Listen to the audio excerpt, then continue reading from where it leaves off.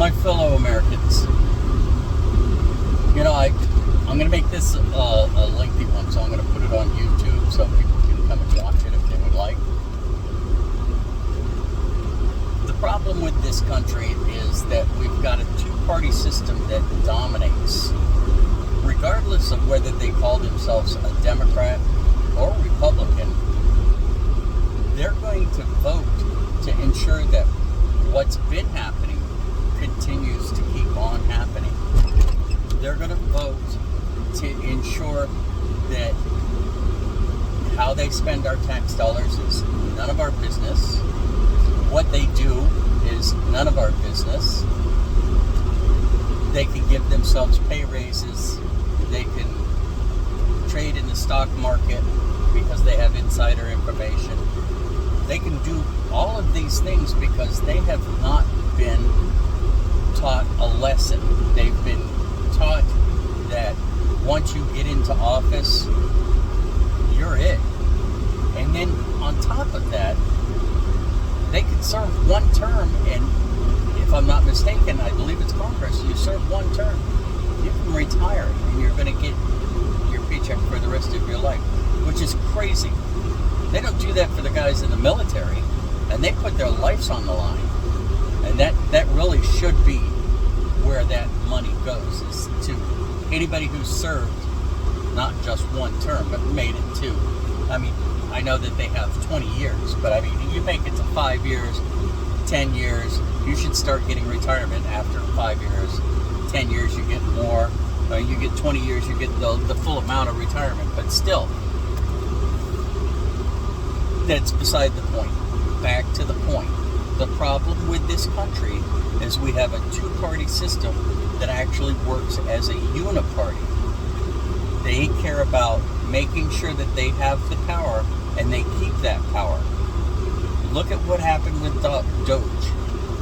They would not solidify any of the things, or many of the things that Doge said are waste and abuse. They said, no, we're not gonna make that law. We're not gonna stop that from ever happening. Actually, we're going to. I wouldn't be surprised if they tried to put U.S. aid back in there. Now, to me, there's only one way to really do this. Well, there's two ways, but one way that we can do it without getting into a battle is this termlimits.com. Every state is adopting this so that anybody running for state or federal has to abide by the fact that they're restricted to term limits. What this will do is this will stop lobbyists and special interest groups from getting somebody who's been in office for a while, and those people, we're gonna grease your wheels if you vote what we want you to vote for type stuff. Now, would I like to see down the road them outlaw lobbyists and special interest groups? Of course I would. Would I like to see them outlaw insider trading or trading if you're in Congress or the Senate? Of course I would. But these are the things that are going to take time. We can start out by putting term limits on everyone.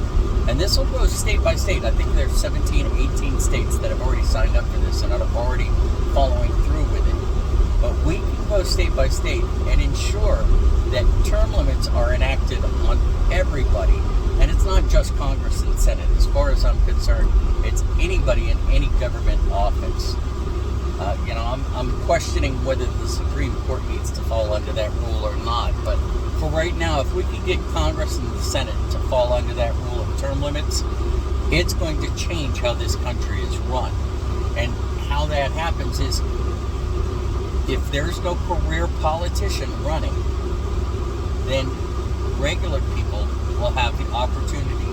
Now, are they going to have to fall under one of the two denominations, being a Republican or a Democrat? Maybe.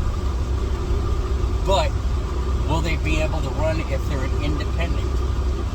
I would think so. I would think that independents to this point have gained so much in the sense of how many people have become independents, that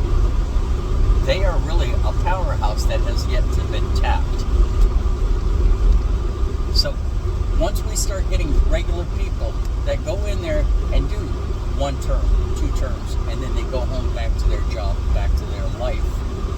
They're going to be people that are going to be there focused on fixing the problems at hand. And who better to know what the problems are than regular Americans?